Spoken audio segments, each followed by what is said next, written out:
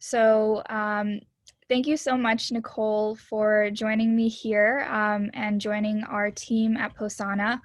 As you know, we are an organization that promotes the self-care and health and wellness of South Asian caregivers. And, a really unique experience that caregivers go through and really diverse experience. So, one of the reasons why I definitely wanted to get a chance to talk to you is because of your experience taking care of your young daughter. And, usually when we think of caregivers, we think of perhaps taking care of older individuals. And so this, I think, brings a really new perspective that a different kind of group population of caregivers can really benefit from. So thank you so much for joining me. I'll take a little bit of time to just read a short biography of Nicole Dauz, and I hope I'm saying that right. Dauz, yeah. Dauz, Nicole Dauz. Okay. So Nicole Dauz is a self-care coach and advocate who's committed to choosing happiness despite her circumstances. She's also the proud mother of a neurotypical son and a daughter with a rare genetic disease and autism. Her mission is to change the story around caregiving and celebrate the journey. She honors the role of the caregiver by helping them recognize their worth and their true gifts. As a self-care coach, she works with family caregivers who feel overwhelmed at the end of their rope. She understands how caregivers are feeling, as she spent the first 5 years of her caregiving journey in complete denial of all emotions, as she was in shock that her daughter had an intellectual disability and would need weekly therapy to learn how to walk, feed, and dress herself. But then she realized that she had a bigger, scarier problem on her hands, because her life wasn't going to get easier managing the lifelong journey of caring for a child with special needs. Since she saw herself going down a path that would end in crashing, she knew that she had to do something, because there aren't any doctors specializing in supporting parent caregivers. She knew that she was on her own to figure out how best to support herself mentally and physically so she could best support and care for her family. Nicole's clients come to her because they feel stressed to the max. She provides them the tools and strategies needed to shift them from feeling stressed and overwhelmed to regaining control of their lives and feeling gratitude and joy in their lives. So thanks so much, Nicole, for sharing that backstory. I wonder if you could go, as you kind of give us some more insight into your story, a little bit more into your practice and specifically like the client base and where you started with that. Certainly. Well, we'll go to the next slide. And, I always say that this is how I want my life to be. You look at these pictures and you think, oh my goodness, I have such a perfect life. My daughter Summer looks so happy. She certainly doesn't look like she has an intellectual disability. And my son Jordan is 14, plays competitive basketball. And so we just look like the happy, perfect family. And then the next slide really showcases my reality. And I believe that this is where stress and overwhelm begin for most caregivers. And that's really in the acceptance of the role. And when I work with caregivers around, self-care and how to really shift from feeling overwhelmed to regaining controls of their lives, for me, the first step is all around acceptance. And as you can appreciate as a caregiver, I'm sharing these photos in context of a larger story. I don't share these photos on or on social media out of respect for my daughter, but this is my reality, more so than a happy photo of her maybe climbing a tree or a happy photo of her at the park. And I hope this gives comfort to all caregivers, because I say that until we really accept our role, and it's not like a little switch that you turn it on and you're like, oh, okay, I accept my full role.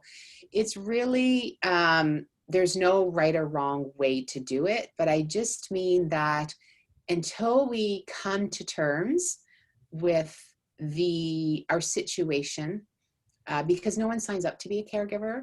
I mean, we do it with all of our heart and we wouldn't change it for the world, but it still takes time to come to terms with that. And when you accept it, then you can start dealing with all of the emotions that come with your caregiver role.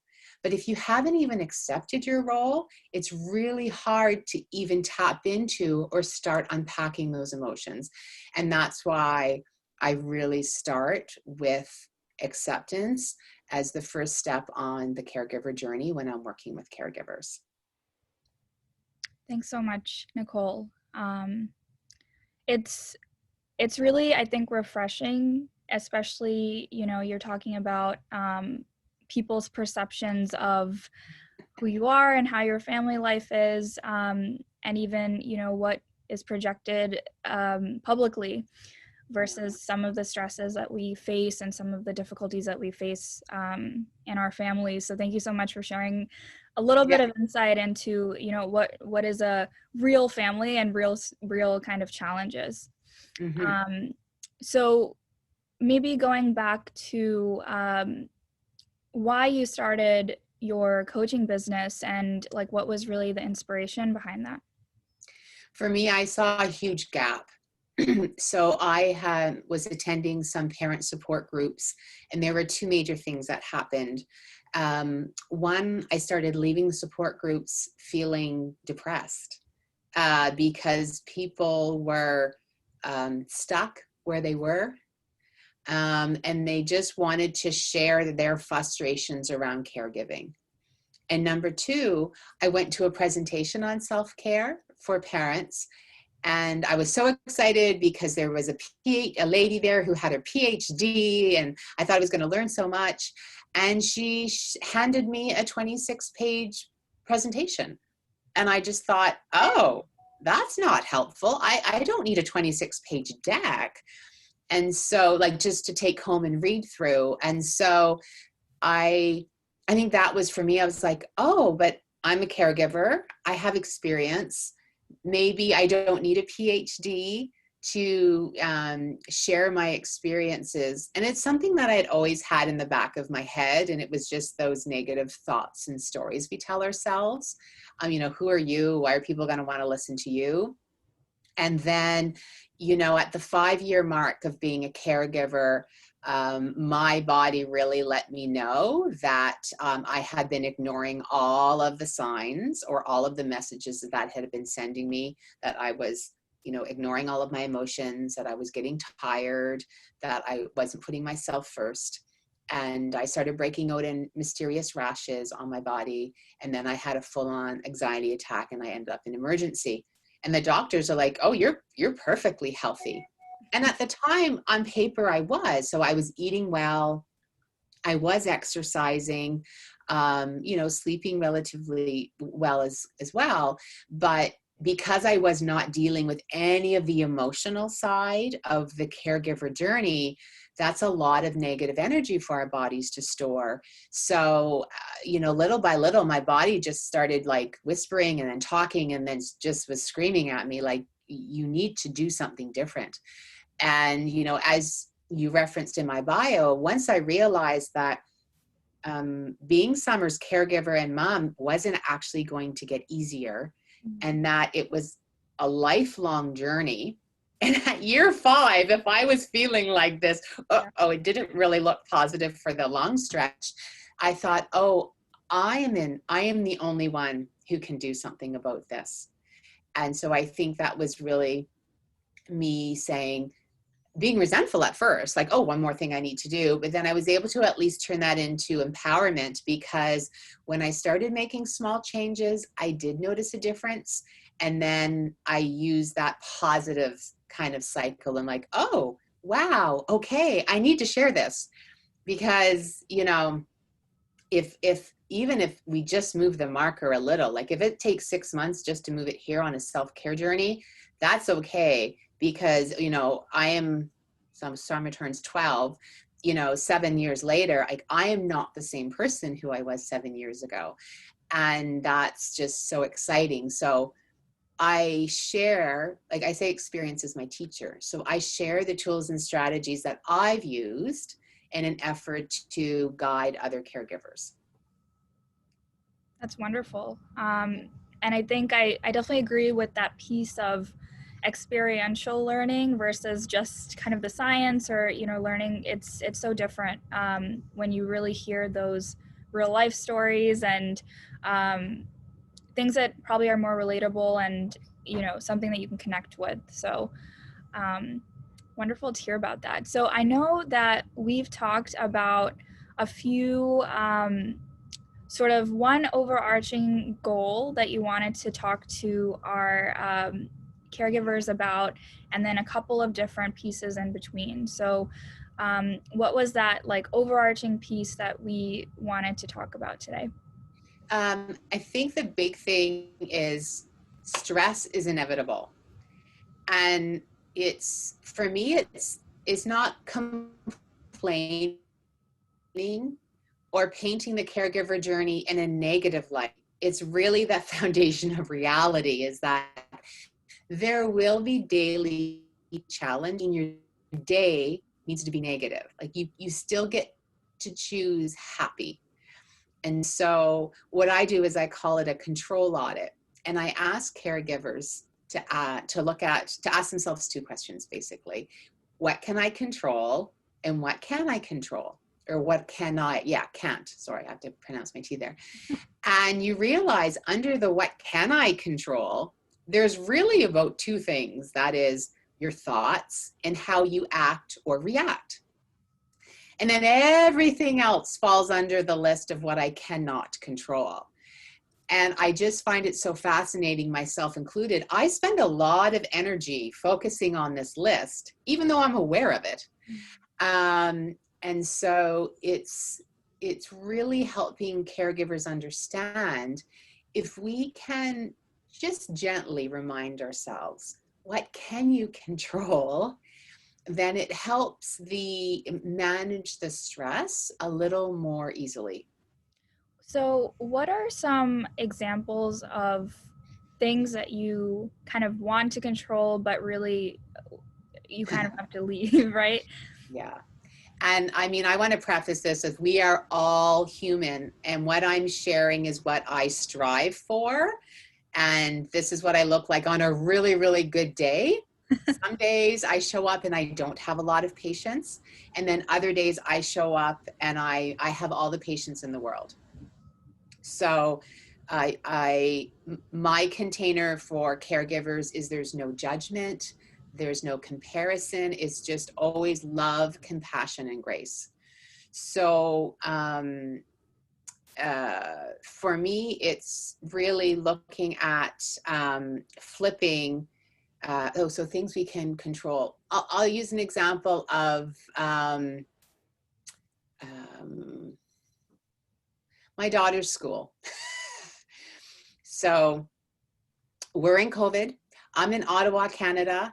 Our cases have spiked again. So, my goodness, my gym closed again. My son plays competitive basketball. Basketball's been canceled again. And with the school system, there's just, if school closing, and the first thing is like, oh my goodness, no, like the school needs to stay open, and you can just go down that spiral.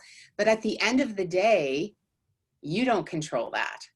And so I think it's important to acknowledge your emotions at the time. And you can give yourself grace, and you can, okay, I know you're really upset. You're really frustrated. The school is closed. This isn't what you had planned for. And then it's really pivoting. And I think this is, what I've learned is the difference between emotions and feelings. So emotions are innate, and they come from a part of a brain where we don't control them. And I'm sure you can all relate to experiences where emotions have like shown up and you've been really surprised. Yep. And then the feeling part is a different part of the brain. And that's actually what we can control, which is so fascinating. So there are 8 main emotions. Mm-hmm. And so ideally what you want to do is give yourself, even if it's a 1 to 2 second pause between the time that the emotion shows up, and I'll just use anger because that seems to be my primary emotion these days, and the time that I have the feeling or I react to that. So there's two things I do.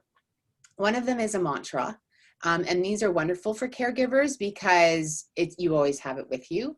So when Summer does something, as soon as I feel that anger, I'll be like, it's not her fault. And it's so simple because you're like, well, of course it's not her fault. But, you know, we've all been there in the thick of it where you get really frustrated. I'm like, it's not her fault. It's not her fault. And it's just enough time to diffuse the emotion of anger that I am able to react in a more positive light. And then the other part, the thing that I do as well, is if I were in a different situation, say, I am, I'm out and I see a family out, and they say a mother-daughter, and they're having this wonderful bonding moment. I'll like feel like sadness, and then I'll just say, oh, you're sad. And then even that awareness helps diffuse it. So I don't spend like the rest of the day feeling sad. I can just go like, oh, okay, it's okay to be sad. Like, you know, because it's not that with caregiving and the emotions we have, it's not linear, it's quite messy. And that's one thing that I've come to learn as well, is that you can think that I thought I had dealt with all of that. My grief around Summer and what I thought our mother-daughter relationship would be, and all the things we would do together. And so every now and again, I still get little pangs of sadness when I see a mother and daughter out doing an activity that Summer and I can't do. Yeah. And, I think I especially kind of liked your point about just saying like, oh, I'm sad, right? Because I think, and I don't know if this is your experience, but especially as caregivers, you already have the person that you're taking care of as your probably like first priority at times, right? And probably most of the times. And so it might even be tough for caregivers to have the time or the space to reflect in that way. So it's and it seems like something that as soon as you do it, it sort of takes away maybe like a good amount of the stress of that feeling or the, negative emotion. No, exactly. And what it offers me is it's the acceptance and the welcoming. I mean, sometimes if I get like really angry at something, and it could be, and sometimes it's silly things that somebody will say something that really triggers me, someone who's not a caregiver, and they think they're being funny about something and it sets me off, I'll be like, oh, hello, anger. And then I'll try to make a joke out of it because humor is my coping mechanism a lot of the time. And that's another way to diffuse. Yeah. And so I like, these are tips, and they may sound a little silly or trivial to some caregivers, but what I encourage you to do is just to try them, or take mine as inspiration and then just use your own, like get your own language. But as I said, it's once I discovered the difference between feelings and emotions, and the fact that we don't control our emotions, but we do control our feelings, then I was like, oh my goodness, oh, okay, then I just need to be welcoming my emotions, because I call them my personal GPS, because this is part of how your body talks to you. So if you're feeling anger, then you need to acknowledge that. Well, I mean, listen to me, I ignored it for 5 years, but I mean, once you start, then you're like, then you start welcoming all the emotion, and it's just so much healthier. Yeah. Because as I referenced, research is showing that when we ignore something, like our body stores it. So think of all of the energy that comes with anger. And if we ignore it and it stays in our body, that's a lot of just negative energy that we're holding with us. And what I have thought of, I mean, because you never, just in Summer's early years, I think of all of those 5 years where I ignored all of those emotions. And I wonder, like, did that impact our bond? Like all of those times that she was frustrated or screaming, was she responding to my energy? And just that awareness, and think of, like, okay, but now that I'm aware of that, I think of how far I've come and how much better we are, when I'm able to, acknowledge emotion and then release it as quickly as possible, and even forgive myself for those times I don't show up in an ideal light, so that I can release that as well, so that the next time kind of like it's like that, more of a clean slate for Summer and I on an emotional level. Yeah, So definitely. So that like piece on reflectiveness, essentially, yeah. reflection is so important. So I wonder if you could talk a little bit. I'm kind of curious, in terms of the people that you work with, the caregivers that you work with. Do you find kind of a mix in terms of who they take care of? Again, kind of going back into the idea of perhaps differences between taking care of um, uh, a young family member, and in addition to that, a family member with a disability, and then perhaps some of those nuances of an older family member, different types of illnesses. So how do you see that range in terms of the caregivers you work with? Mm-hmm. Well, it's fascinating. So I'll answer your question, and then my answer probably will surprise you. So firstly, I am attracting moms. So, and I'm not saying I only work with, but parents of children with special needs, and then um, adults who are caring for an aging parent. So right now, those are the two very different caregiving perspectives, but that's really the majority of the people who I am attracting. But my approach is I approach them in the same manner, because what we've talked about before is caregiver, mother, daughter, employee, friend. Those are labels, and those are roles that we have. So I have been Nicole for 47 years, but I've been a mom for 14 and a caregiver for 11. I want to honor Nicole, and that's the gift I give my clients. So I'll say, one month I'll say, I'll focus on, well, what do you want? What brings you joy? And so it's really tapping into each person at an individual level and giving them permission to take care of themselves, highlighting all of the value that they provide as a caregiver. Because, I mean, let's be honest.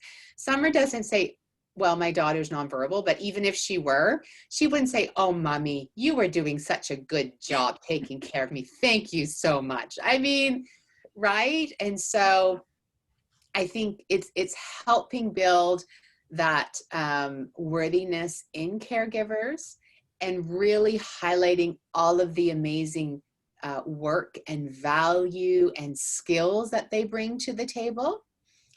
And therefore, it doesn't matter as much, because for me, I'm like, we've all walked similar paths. And what unites us is our experience as a caregiver. Because fundamentally, because there are only so many emotions, we all feel like all of the emotions are coming from the same pool, right? And as a caregiver, it's shame, guilt, grief, anger, and then guilt about the resentment, guilt about the anger, guilt about the sadness. So that's what I really focus on. And I believe whether you are a young mom at, say your late 20s with a young child, or you're in your 50s caring for a parent, that it's the same journey. Yeah. And I'm really glad you kind of said that, because so we get similar questions around the choice of one demographic, one sort of the whether it's like an ethnic background or, you know, the age, the type of person that you care for. And despite some of those probably nuances, there are, it seems like, especially from your coaching practice, like a commonality, like a thread of commonality that kind of unites caregivers despite their backgrounds and the people they care for. Yes, because my mission is to change the conversation around caregiving. Like, I want to celebrate the journey. And, you know, for me, the self-selection is people watching this video. I may not be everyone cup of tea, and that's okay. So it's like, if you like me and you resonate with what I'm saying, then you're like, oh, I mean, it doesn't matter whether you're 30 or 40, what your background is, what your religion is, because it's about supporting you as a person. Mm. And I think sometimes those are the stories or things we can do to trick ourselves sometimes, in that maybe the issue is you feel unworthy. So you're like, oh, well, Nicole's a parent. She wouldn't understand what it's like to care for an aging parent. And so I just share that to say, no, I'm not focused on who you're caring for. I'm focused on you, the individual. Because to me, you're who matter. You're that sounds odd. But yeah, because you know, my self-care is the best gift that I can give myself, but also my family. Yep. Right? Summer and Jordan are better off when I'm happy, right? When I have more patience and when I'm healthier. And I think that's another really important, I think, reminder for all caregivers is when I say I choose happy, it's a choice. Like, I don't necessarily wake up every day and like click my heels and I'm off. Like, it's sometimes like we go through ebbs and flows, especially as women, our bodies, like we have cycles. So there's some weeks I am like on fire and I feel like a queen. And then there's other weeks where I'm feeling a little more down. But that comes back to the self-awareness. Yep. And I think it's just saying, okay, I'm going to choose to be happy. I'm going to choose that there are 24 hours in a day. Even if the first hour of the day was really challenging with my daughter, okay, I still want the rest of the day to go better, sort of thing. I'm not going to let that dictate Right. how my entire day goes. And I think, you know, those are just gentle reminders for everybody, because we know that there's so little we can control, that we actually deserve to have a happy life. I think as caregivers, because we do such important work, like, we deserve it. Yeah. Totally agree with that piece, by the Yeah. way. So we talked through a couple of different sort of topics for the Yeah. caregivers. And did you, so maybe what we can do towards the end here is kind of summarize, right? So Yeah. what are like the main kind of pieces that you want as a takeaway for Yeah. our audience, and maybe including a couple of practical tips that they could do on a daily basis, or, you know, at certain intervals. So so the ones that we covered are the, you know, do the control audit. Not that you have to do that every day, but I think just as a, like, you finish watching this, you can go, oh, what can I control? I mean, my son just turned 14. Talk about being under the illusion that I had control. No, I mean, he's a young man, right? And I think another question is, um, I can't. So even around self-care, right? I can't get to the gym. I can't get respite. To change that to how can I?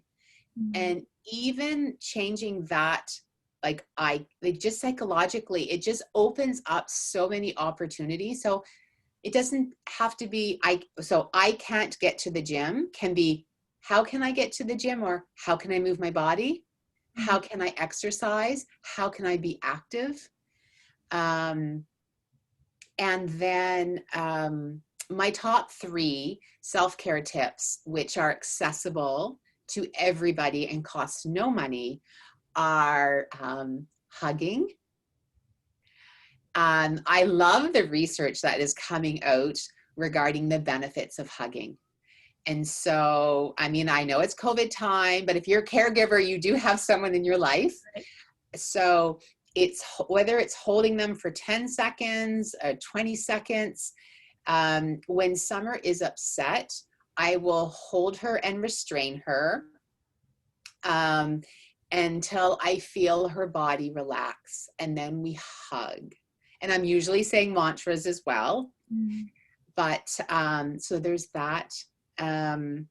Guided meditation. I mean, the beautiful thing about the internet is the accessibility of free. Start with 15 minutes. And don't expect that you're just going, your mind's going to turn off and then all of a sudden you're going to be meditating. No. I mean, I've been doing this for over a year and it's like my mind's still racing. But again, it's that muscle, building that muscle, giving your mind a little bit of a break.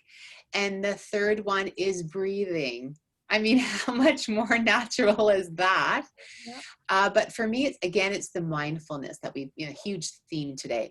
But the one that I use is called box breathing, only because I will breathe in for 4 seconds, hold for 4 seconds, and then breathe out. And the 4 seconds is a number you get to choose. So if you're just starting out, you can choose 3, 4, 5, 6, 7, but it's the same count for the three breaths. And if you were to do that 5 times every morning, it actually lowers your heart rate. It slows your breathing. It calms your body. And these are all very important things, I think, for us in our caregiving role. So I had kind of come up with those last year around the holidays because, pre-COVID when people were traveling, and I know from us, with summer, it can be stressful. You're at someone else's house. And really breaking the myths around self-care, because for me, self-care is anything that brings you joy. So you should be able to do it. I shouldn't say should, sorry. There are so many accessible activities that you can do from the comfort of your own home. You can choose how long you choose to do it. If you're in a room with someone you're caring for and you can't even leave the room, those 3 tips you can do by being by someone's bedside. 100% agree with the breathing too, right? Because sometimes we don't realize that we have stopped breathing or, have shallow breaths. And Yes. I've heard that from so many people where when you first think about it, you're like, I breathe, I'm alive. So Yeah, thanks. Right. Yeah. Thanks so much. But I think just the breathing aspect, being again conscious of that and slowing it down a little bit. And that's really helpful to be able to do some of these things, even when you're with the person or, at it seems like at any really point, wherever you are, right? So that's super helpful. Thank you, Nicole. So I know that you also, not sure if you wanted to share about a resource for our caregivers, something that you've been working on. Yeah. And I think our community would be really excited to kind of participate. Okay. Actually, if you want to bring the slides back up, I'll just show quickly and then, I'll get to the my resource. So this, can you go back? Do you mind? Just, to number 4. I just wanted to share, as again, my self-care philosophy is that we all deserve it. We're all unique individuals. And that means there's no wrong way to do self-care. Everything that I've shared as examples are just inspirations and to plant the seed. And there's no judgment and there are no comparisons. And then the next is one of my favorite quotes, is that you yourself, as much as anybody in the entire universe, deserve your love and affection. And for resources, because November is National Caregivers Month, if you want to go to the next slide, I have an online course called Self-Care for Caregivers program. It's a foundation course. And I'm offering it for free to any caregiver for the entire month. And I'm really excited about this because we're coming off like 8 months of being in a global pandemic. And I know that there's more stress and overwhelm than usual for caregivers. And this is an 8-module course, or there's 8 lessons. So it means it will take 8 weeks. But what's really cool, because of the time of the year, it's like a holiday gift to yourself and your family. So you started in November, you're going to be finishing in January, and you're going to have tools and resources to, shift your thinking, regaining control of your life, and feeling a little more gratitude and joy. And what an amazing way to start off 2021. So the email is there. The information is on my website. So please go check it out.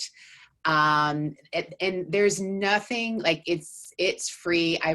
The only thing is that there's an evaluation. You'll do it before and after, so you can actually mark your own progress, which I think is really important as well. And then when you're done, you can give yourself a pat on the back. And in addition to feeling so much better about your caregiver journey. Thank you so much, Nicole. I mean, I think especially perhaps in this time with maybe like financial stresses, this is such an important resource.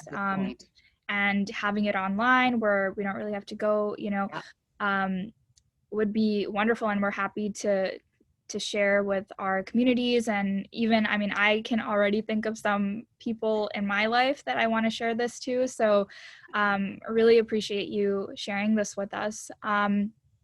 Any last things that you wanted to talk about before? I was hoping we could get a chance for 1 or 2 questions. I have a question Certainly for you, and then Harpreet, who is part of our Posana team, is on as well. So Harp, if you have any questions, feel free to ask towards the end. And these little pieces will be snipping, so now it's a little bit informal here. Okay. But any last kind of thoughts, Nicole, before I head to questions? Yeah, I think in closing, I'd just like to remind all the caregivers that think of the love and the compassion that you offer to the person that you're caring for. Take that love and compassion and offer it to yourself. And those are my closing, thoughts. Thanks so much, Nicole. It's wonderful. So I'll start with my question, Harpreet, and then if you have any, you could definitely ask. And I hope, Nicole, you're okay for the next couple of minutes to talk? Yeah, no, I'm good. Okay, cool. So out of like my own curiosity, do you see differences either in your own practice or like anecdotally, do you see differences between caregiving practices, like self-care in Canada versus like other regions? Because I'm trying to think, we're based in New Jersey, and I wonder if there's like at least in New Jersey and New York, it's like a very high stress sort of place. And even when I travel throughout the US, I see the different levels of, more laid back in certain states, and I think probably better kind of quality of life and quality of mental health. Mm-hmm. So have you seen sort of differences in that? And it's okay if you haven't, but that's just something I'm curious about. Yeah, it's so interesting because I've never approached that from a geographic level. I have always just approached it as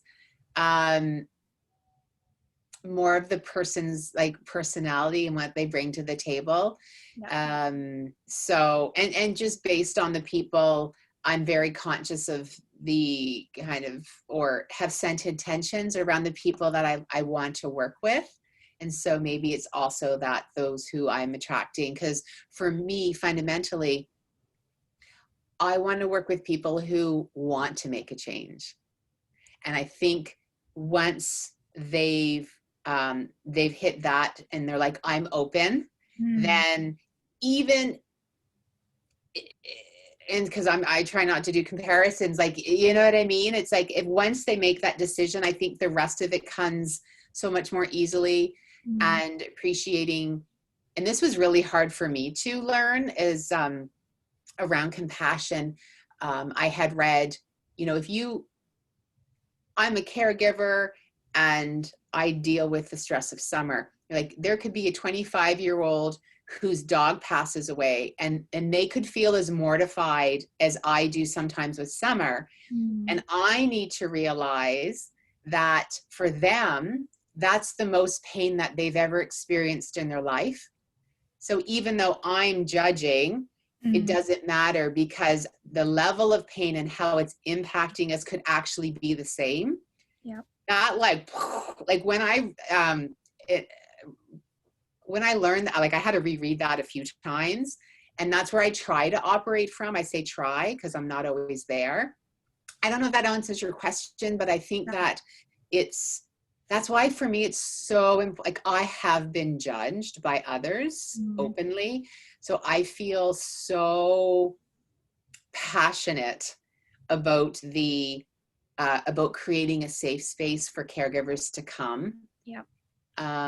You know, I have someone who is struggling with a daughter who has some anxiety. Mm. I not call it, it is anxiety. And he's like, oh, but I don't want to share that with you because it's not as bad as what you're dealing with summer. And I'm Mm. like, but it's not like Yeah. it, like, and then that's where I was like, oh, but like, it's not about the comparisons. I'm like, I imagine that you're feeling a lot of, right, frustration and worry about your daughter, that we can actually support each other. Yeah. And so I think it's just really, I don't want to say ripping down those walls, but Mm. removing those barriers Mm. and saying, how can we support each other better? Yeah. No, I think that was really helpful. And it looks like, especially when people are coming to the point of getting coaching and like seeking a like professional help, that's even a different level, right, than the normal kind of population, is because you're already doing that mindful thinking. I'm sure that there's been some steps prior to that that they've taken to get to that point. Yeah. So yeah. Harmony, do you have any questions for Nicole? Yes, I do have one. First of all, Nicole, thank you so much for sharing Oh, your you're story. welcome. And it's amazing to see how, far you have come and now that you're helping others with that journey, it's truly incredible. And so I wanted to ask you, since I shared with you briefly in the beginning that my mom was taking care of my grandma, and I saw how it took toll on her physical and mental health. And so I was just wondering, like, since you mentioned you were doing, like, you were able to sleep for like how many hours, and you were going to the gym, and everything was okay on the paper, and you had panic attack. What was the first step that you took towards your self-care? Like, it's all about first steps. So what was the Yeah. first step that you took and you realized, like, this is what is wrong and this is what I need to fix? I think it was making it more consistent. So I kind of think back, I was, I say I was active, but it wasn't every day. And so I remember it was at the time, it was, winter. It was cold and dark. Like, I say, like, it was like -10, -20. And I was like, I looked at my then husband and said, I need your help going to the gym. And he was like, if you want to go to the gym, go to the gym. I'm like, no, you don't understand. I don't want to go to the gym. I know I need to go to the gym. And so I made a commitment to go to the gym 5 times a week. And this was at like 9 o'clock at night after the kids went to bed. Cause there's that mom guilt, like, oh, I've been at work all day and I don't want to interfere with our time. Mhm. And once I was able to commit and see the progress from that, that really helped. Mhm. Got And it. I think what it helped is plant the seed. I mean, right now when I coach, like, self-care plans, there's like a daily, weekly, and monthly activities. Mhm. And for my own self-care plan, being active is a daily activity for me. I realize that I need that as a release. I can't go to the gym now, but I'm just walking often and doing yoga. Mm-hmm. But that in itself is a way to release a lot of the stress that I hold in my body. Got it. No, thank you so much for sharing that. Yeah. Thank you. All And right. I think I just want to follow up. I think that's a really good point, is how media portrays self-care. And again, there's nothing wrong with getting a pedicure. There's nothing wrong with going on a trip. I have done all of those. But the self-care activities that I really share with all caregivers and really advocate for are consistent ones. Mm. You don't do it for a month and then you stop. So what you do is you start small and then you build. And I think that's the beauty. Once you see the positive benefits of doing self-care and appreciating things happen. So, there could be one day where everything just goes to, what, and you don't get to your activity. Well, the next day is a new day, and that's okay. But it's really, I think, rewiring the brain. And I also say it's just building a muscle in the different areas of your life, because wellness is more than just, like, I call them buckets of wellness, right? You've got spirituality, and you've got physical and mental, financial, etc. So that's, the ideal goal that we're all working towards. Absolutely. Yeah. Absolutely. All right. So I think we're getting to the end of our interview here. So once again, thank you so much, Nicole. I mean, we've spoken before, and I sort of felt an immediate connection. We had a good rapport, and it's just, thank you for making this such an easy conversation. I think time flew. I didn't even realize. And I think we have some really sort of valuable insights for our caregivers. And, we would love to keep revisiting these sorts of conversations Yes. with you. And at any point, if you have resources for us that we can showcase on our platform, please feel free to share that with us. We'd love to support. And just also, I mean, the work that you're doing with Hosanna, I think is wonderful. And I think it's so important for organizations like yours to exist and support caregivers. And, yeah, I mean, I think that's one of the reasons that we connected so well, is just that mutual respect and admiration for what we're both doing to support caregivers. Yeah.